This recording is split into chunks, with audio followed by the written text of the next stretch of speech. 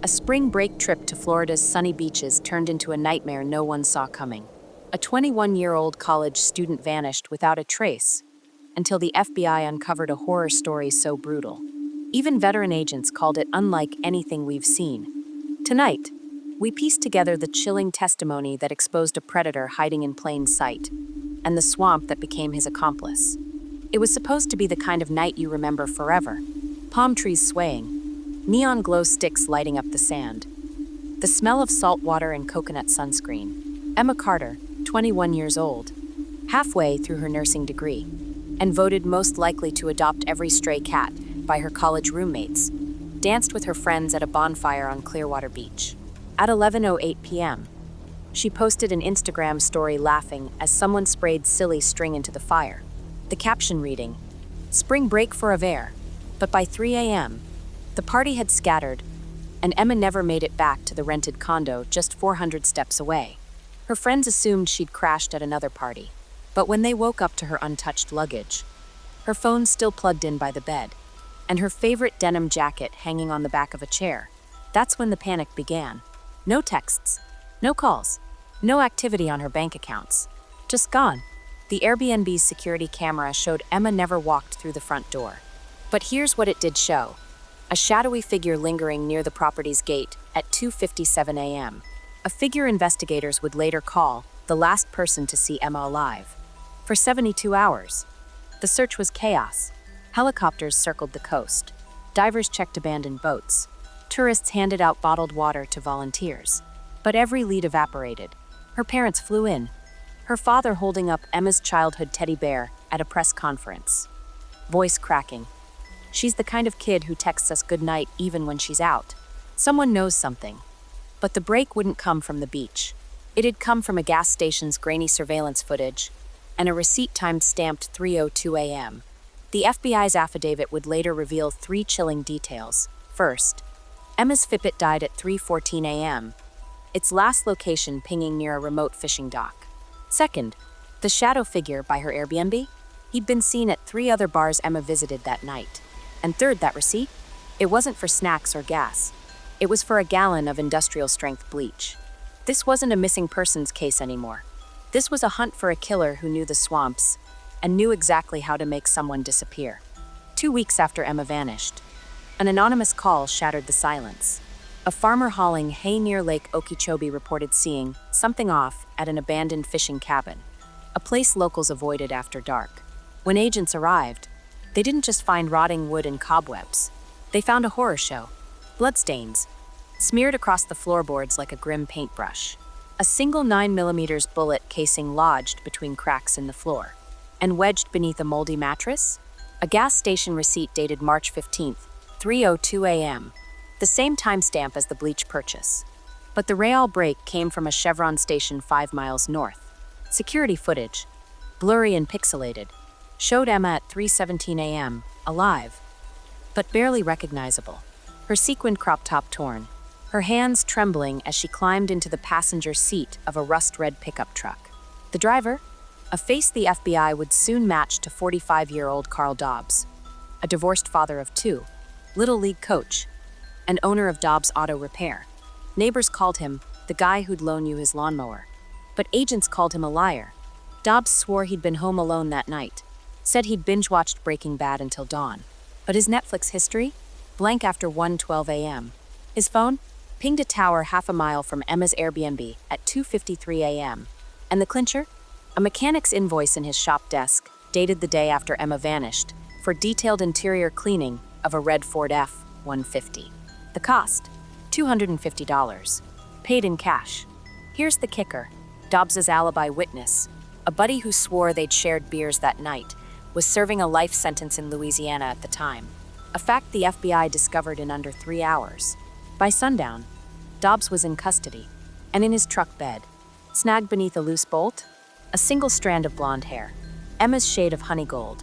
But Dobbs didn't panic, didn't confess. He just smirked and told agents, "You'll never prove a thing." He was wrong, because 30 miles south, in a swamp so thick with gators, even cops hesitated to wade in. Something glinted in the mud, and it had Emma's name on it. In a sealed Florida courtroom last Tuesday, An FBI forensic agent took the stand, and with one sentence, turned a gruesome theory into undeniable fact. At 3:42 a.m. on March 15th, he testified. Carl Dobbs drove Emma Carter to a private hunting marsh owned by his cousin. He parked facing the water. Then, according to his confession, he raped her, shot her twice in the chest with a 9mm pistol, and wrapped her body in chicken wire, anchoring it with cinder blocks before rolling her into the swamp. Why? Because Dobbs, a man who'd rebuilt car engines since he was 14, knew two things: alligators digest every bone, and chicken wire corrodes in brackish water within weeks. No body, no evidence, no crime, or so he thought. But when agents pressed him, Dobbs allegedly smirked and said, "Gators don't leave bones. Y'all ain't findin' SH." Until the FBI cut him off. What Dobbs didn't account for: the necklace Emma's grandmother gave her for graduation, a silver heart pendant. Alligators may crush bone, but they can't digest metal. Divers spent 4 days chest deep in that marsh, fighting snakes and leeches, until a glint in the muck gave them hope. A twisted fragment of that pendant, lodged in a gator's nest, and wrapped around it, strands of Emma's hair, still knotted to the chain. But the final nail in Dobbs' coffin came from his own truck. Beneath the passenger seat, crusted in mud, agents found a drop of Emma's blood, DNA matched. Despite months of Florida humidity, and in the truck bed's drainage grooves, skin cells, torn from her palms as she clawed at the metal. Dobbs bleached the interior, scrubbed the exterior, but he forgot about physics, gravity, and a mother's vow to never stop digging. The agent paused here, adjusting his tie. For the first time, his voice cracked. In 22 years, I've never heard a confession this calculated. He didn't rage, didn't cry. He described it like he was fixing an engine. The courtroom froze. Somewhere outside, a flock of ibis took flight, their wings beating like a frantic heartbeat. Emma's heartbeat, the one Dobbs swore he'd erased from the earth. After the courtroom emptied and the headlines faded, the town of Clearwater didn't just grieve. It unraveled. How do you mourn a girl you couldn't save? How do you reconcile the monster who waved at you every morning from his garage? The answer came in whispers, in slammed doors, in neighbors who couldn't look each other in the eye. Because Carl Dobbs wasn't a stranger. He was the man who jump-started their cars during winter storms, the one who fixed their teenagers' beat-up Hondas for free. Now, every good deed felt like a lie. The Clearwater Gazette's front page said it all. Local hero or hidden monster? Dobbs' face, smiling in a 4th of July parade float photo, stared back at readers. For weeks, the town split in two. Some refused to believe it. Carl coached my son's baseball team. One man shouted at a town hall meeting. Others burned his auto shop sign in the street, screaming. We let him get away with it. But the loudest voice came from Emma's mother, Linda Carter, at a candlelight vigil. She stood before hundreds, holding her daughter's necklace in a trembling fist. Linda's words cut through the noise. We came here to bury a necklace, not a casket, but this. She held up the twisted silver pendant recovered from the swamp. This isn't just metal, it's proof. Proof that evil can't erase love. Proof that my daughter's voice won't be swallowed by that swamp. The crowd fell silent. Then, one by one, people began to speak. A waitress from the diner Dobbs frequented. He always sat in Emma's booth. Now I know why. A single mother from the trailer park. He fixed my brakes last year. Told me not to worry about paying. Was that guilt? A teenage girl. Crying. He offered me a ride home from school once. I said no. But what if I'd said yes? The FBI's tip line flooded with calls. A teacher remembered Dobbs volunteering to chaperone field trips. A mechanic recalled him joking about swamp disposal during a fishing trip. Even his ex-wife came forward. He'd get these moods. Stare at the swamp for hours. I thought it was grief after our divorce. Now I know it was something darker. But Linda Carter wasn't just listening. She was fighting. She launched Emma's Light, a nonprofit that teaches self-defense classes to college students and funds GPS trackers for solo travelers. She petitioned the state to install surveillance cameras in remote parking lots. And every month, she drives 6 hours to that cursed marsh, standing knee-deep in the same water that took her child. And she plants a sunflower. Gators can't kill these, she told a reporter. They bloom through anything. Emma's father, Tom, found his own way to cope. He restored her first car, a dented blue Toyota, and donated it to a nursing student in need. Her little sister, Grace, started a TikTok channel sharing Emma's favorite recipes, her laugh echoing in every video. "I won't let the world forget her joy," Grace said. "That's how I win." The town changed too. Parents stopped letting kids walk alone. The gas station near Dobbs' shop installed 24-hour security. And the FBI? They're re-examining 17 cold cases linked to the same swamp. Women who vanished after parties. Hikers last seen near fishing cabins.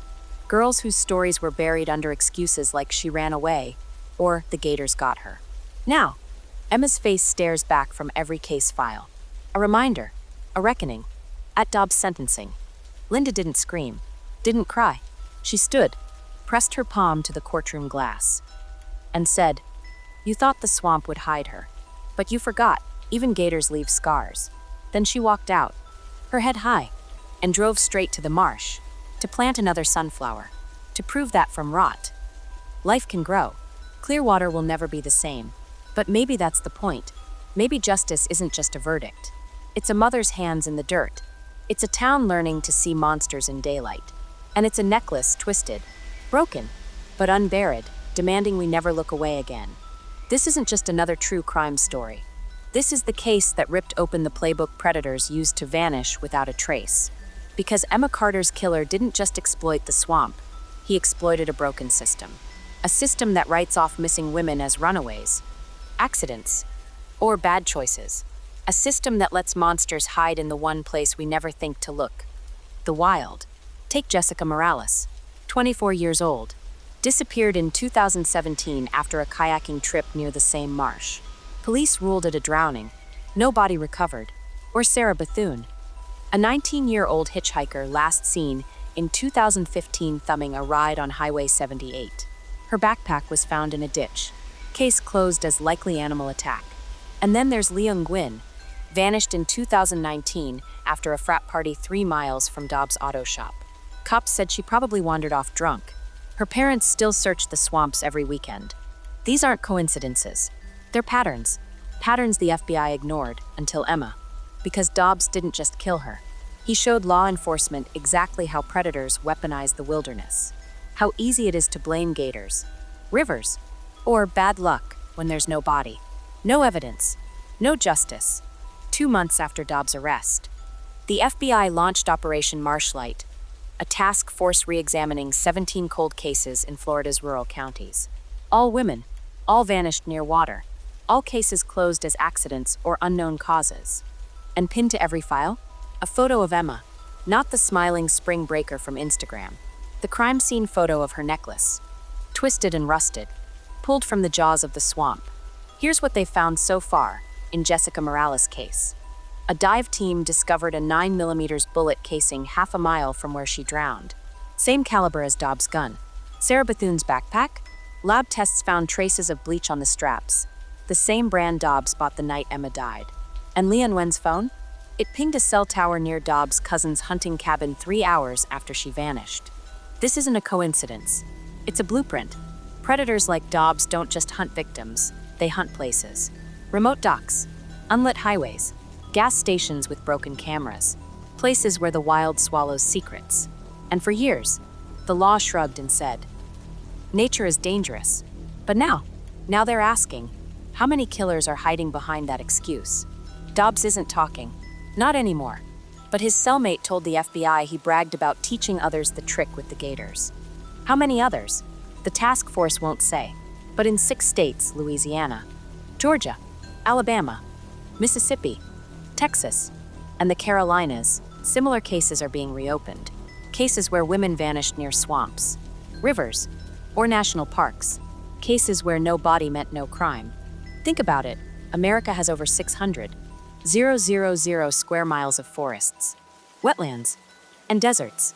Places where evidence sinks, burns, or decays in days. Places where a predator can drive 30 minutes and dump a body in a hole the world will never find. Until now, law enforcement didn't have the tools or the will to dig deeper. But Emma's case forced a question.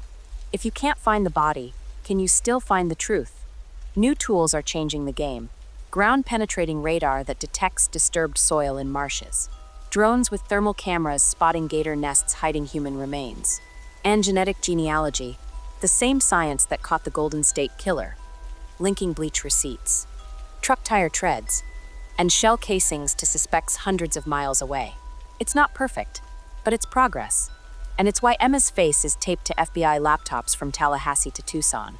Families are fighting harder now. Jessica Morales' mother petitioned to replace the drowning ruling with homicide. Leah Nguyen's father sued the county for access to Dobbs' employment records.